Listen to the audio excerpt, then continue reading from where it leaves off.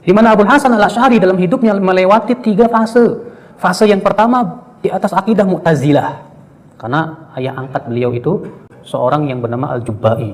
Fase pertama di atas akidah Mu'tazilah karena beliau punya ayah angkat bernama Al-Qadhi Abdul Jabbar. Dia ini pentolannya Mu'tazilah.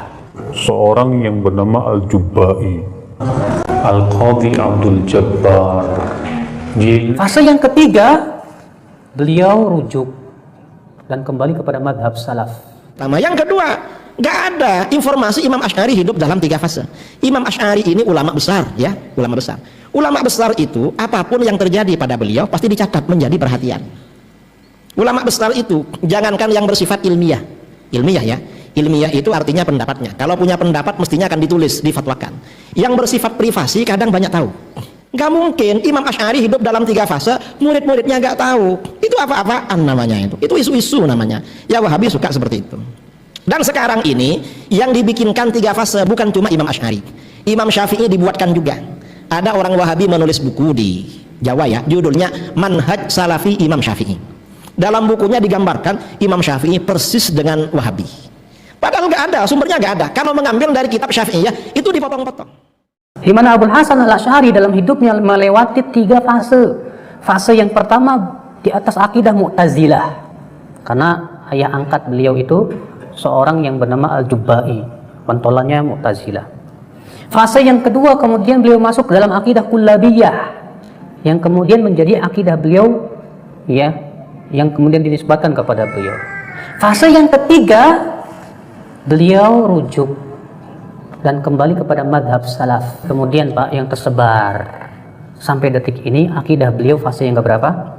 Kedua. 3 fase itu ditetapkan oleh banyak orang yang menetapkannya. Iya. Banyak dari ulama yang menetapkan 3 fase. Imam mereka, Al-Imam Abul Hasan Al-Asy'ari rahimahullahu taala, ya. Beliau ini tumbuh dalam madhab Al-Mu'tazilah. Jadi selama 40 tahun beliau belajar madhab Mu'tazilah dengan suami ibunya, yaitu kalau nggak salah Abu Ali Al-Jubba'i. Ini tokoh Mu'tazilah. Maka dia belajar Mu'tazilah dari suami ibunya, ya bapak tirinya, selama 40 tahun. Setelah itu dia pun sadar, maka dia pun bertemu dengan sebagian murid Muhammad bin Kullab, ya, yang dinisbahkan kepadanya madhab Kullabiyah. Ketemu dengan muridnya, maka dia mengambil madhab Kullabiyah dari muridnya Muhammad bin Kullab. Maka berubahlah madhabnya. Kalau Mu'tazilah menolak sifat-sifat Allah seluruhnya, adapun Kullabiyah hanya menolak sebagian sifat Allah dan menetapkan sebagian sifat Allah. Sifat-sifat dzatiyah ditetapkan oleh Muhammad bin Kullab, seperti sifatul ulu, Allah berada di atas. Kemudian sifat al-yad, yadain, kedua tangan. Ya.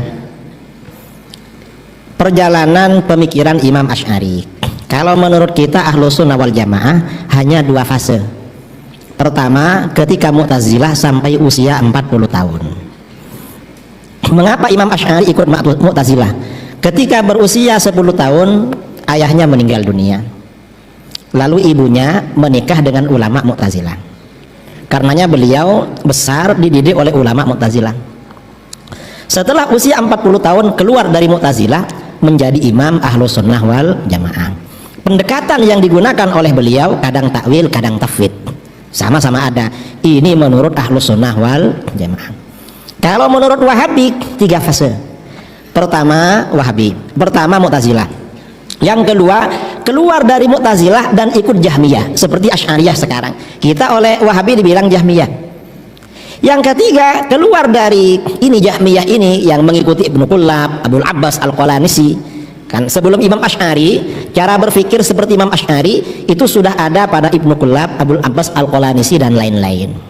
Nah, kemudian Imam Asy'ari katanya keluar dari ini yang Asy'ariyah, pindah ke Wahabi. Pindah ke Wahabi maksudnya. Ini kata Wahabi. Buktinya apa? Kata Wahabi kitab Al-Ibanah fi Usulid Diyanah. Itu ada pernyataan Imam Asy'ari akidahnya seperti Wahabi. Ini kata mereka. Kalau menurut kita Wahabi suka bikin isu-isu. Mengapa itu gak betul? Mengapa kitab Ibanah yang diterbitkan oleh Wahabi dan dijadikan hujah oleh Wahabi tidak ada sanad yang muttasil dan sahih kepada Imam Asy'ari? Sedangkan kita ini kan pakai sanad, pakai guru, makanya kita bermazhab. Yang kedua, Wahabi mengatakan Imam Asy'ari katanya meyakini Tuhan tinggal di arsy. Di kitab Ibana halaman 117. Padahal di kitab yang sama terbitan Wahabi halaman 127. 10 halaman kemudian ada pernyataan Allah tidak tinggal di arsy. Ini artinya apa? Ini berarti kitab Ibana mengalami tahrif. Apa? Kecurangan, permainan dari tangan-tangan yang tidak bertanggung jawab. Cuma yang ditahrif bagian depan aja, yang di belakang nggak ditahrif. Akhirnya ketemu kalau yang di depan itu sebenarnya diganti oleh mereka. Ini Wahabi. Kalau kita nggak meyakini seperti itu, mengapa tidak ada riwayat dari murid-muridnya Imam Asy'ari yang menyatakan Imam Asy'ari mencabut mazhabnya? Itu yang pertama. Yang kedua, nggak ada informasi Imam Asy'ari hidup dalam 3 fase. Imam Asy'ari ini ulama besar, ya, ulama besar. Ulama besar itu apapun yang terjadi pada beliau pasti dicatat, menjadi perhatian. Ulama besar itu jangankan yang bersifat ilmiah ya, ilmiah itu artinya pendapatnya. Kalau punya pendapat mestinya akan ditulis, difatwakan. Yang bersifat privasi kadang banyak tahu. Contohnya apa? Entah kalau di Aceh ada apa enggak, di Jawa. Tapi bukan saya. Di Jawa itu kiai-kiai yang suka ceramah keluar kadang punya istri lagi, itu punya istri, maksudnya ya simpanan. Itu walaupun dirahasiakan orang-orang tahu, cuma diam walaupun tahu. Artinya apa? Tokoh populer itu jangankan pendapat yang mestinya difatwakan, hal-hal yang privasi diketahui sama orang. Gak mungkin Imam Asy'ari hidup dalam 3 fase, murid-muridnya gak tahu. Itu apa-apaan namanya itu isu-isu namanya. Ya Wahabi suka seperti itu. Dan sekarang ini yang dibikinkan 3 fase bukan cuma Imam Asy'ari. Imam Syafi'i dibuatkan juga. Ada orang Wahabi menulis buku di Jawa ya, judulnya Manhaj Salafi Imam Syafi'i. Dalam bukunya digambarkan Imam Syafi'i persis dengan Wahabi. Padahal nggak ada, sumbernya nggak ada. Kalau mengambil dari kitab Syafi'i ya, itu dipotong-potong. Itu Imam Syafi'i. Dan jangankan Imam Syafi'i, saya sendiri sering dibuatkan postingan sama Wahabi. Padahal saya masih hidup. Judulnya apa? Allahu Akbar. Ternyata Ki Idrus berfatwa kenduri tahlil hukumnya bid'ah mungkaroh, gak boleh dilakukan katanya. Itu ada. Saya memang pernah berkata begitu, tapi itu ada lanjutannya. Cuma sama mereka dipotong. Saya ini masih hidup sudah dibuatkan seperti itu. Apalagi ulama kita yang sudah meninggal. Wahabi memang suka bikin yang begitu itu. Karenanya ya kita hati-hati dengan Wahabi. Ya ditelitilah. Syiah Wahabi sama saja suka bikin-bikin yang seperti itu.